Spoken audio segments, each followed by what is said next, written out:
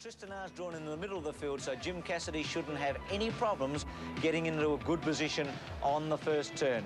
Young Stephen King, who rode Sedestin into 6th placing in the Melbourne Cup on Tuesday. And here are the totes. Tristan very solid, 80 cents. It's going to be a huge boil over if she's beaten today.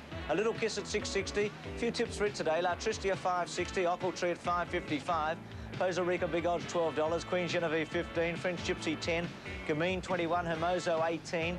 Over the page, big odds Hasty Departure, she's getting out the other greys. Sunshine Sally, Bistro Miss, Be My Valentine, Highfield Queen, Blue Music and Grand Fun. So the horses have come into the mounting yard for the Oaks Stakes, the Argyle Diamond Oaks.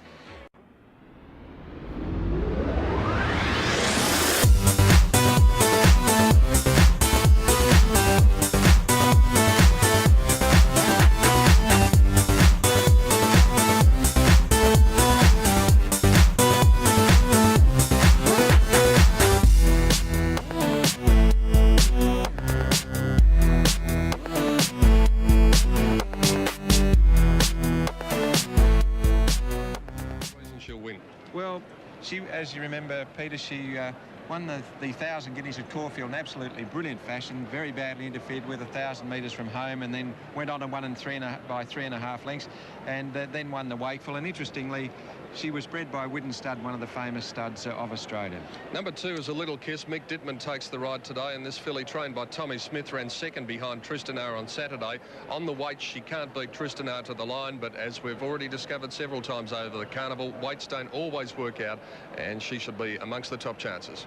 Number 3, La Tristia, a stablemate of the top weight Tristan ridden by John Marshall, finished 3rd in the Wakeful, but she's going to meet Tristan on 5 kg worse terms, so it's very difficult to see her turning the tables. Ochiltree finished 4th in the Wakeful on Saturday, number 4.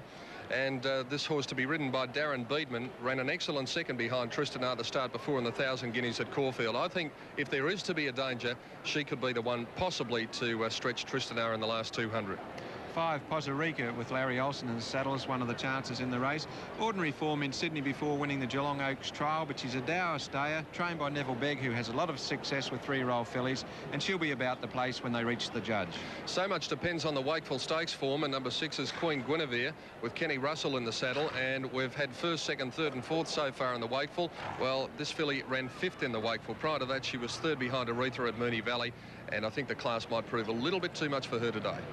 7, French Gypsy, Michael Kerr, won the Edward Manifold Stakes here at the beginning of October, but her form has tapered off since then, and only 8th in the Wakeful on Saturday. She has to improve a lot. Number 8, Gay Mine, finished 9th in the Wakeful Stakes. Prior to that was 2nd at Caulfield behind Tristan in fact equal 2nd, dead heating with Ochiltree in the 1,000 guineas there. She was beaten 3.5 lengths that day, and it's certainly hard to see her at the weights turning the tables on Tristan. Number 9, Hermosa, Stephen King, probably some chance in the race on her 6th in the Wakeful, only beaten a fraction over 5 lengths, and she's a pretty solid stayer who's had a good preparation for this race. Well, there we go again. Most of these horses have started in the Wakeful, as did this one, number 10, Hasty Departure, the grey filly. She finished 7th, and prior to that was 2nd at Geelong in the Oaks trial behind Costa Rica. Again, on the form from Saturday, pretty hard to see her winning, but D.L. Friedman is her trainer, and he's had a fair week so far. He certainly has. 11 is Sunshine Sally, Greg Hall. She ran a good 4th in the Edward Manifold behind French Gypsy, but has failed in the 1,000 guineas in the Wakeful since. She looks quite well, but there's nothing to suggest she can be in the finish. Now, this is the first time we're seeing number 12, Bistro Miss. Her racing has been done up in Sydney. Her last couple of starts, 3rd at Warwick Farm behind La Tristia, beaten 2.5 lengths, and then she won at Rose Hill, but she started 12 to 1 on that occasion. This is a pretty important Group 1 race, and I think she may be out of her depth. 13 is Be My Valentine with Neville Wilson aboard. 5th in the Oaks trial, was quite a good run, but probably she's not up to this class. Number 14, Highfield Queen, has only had 10 starts and is still a maiden. She ran 2nd in a maiden at Ballarat at her 2nd last appearance, and then a much improved effort at 66 to 1, 4th in the Oaks trial, but still a bit too hot here. Number 15 is Blue Music with Tony Allen in the saddle. She's a very interesting runner.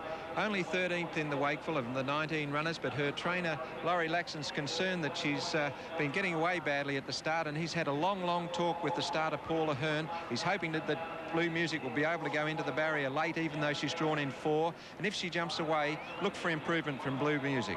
And the last of them, the New Zealand filly, number 16, Grand Fun, Well, you can basically write your own ticket, and here's the reason why. She finished last in a field of 16 at Caulfield in the 1,000 guineas, and then well down the track in the Wakeful, and you can virtually name your own price about her. Well, there's the man who I think will win the Oaks. Bart Cummings with Tristan R. Graham Kelly.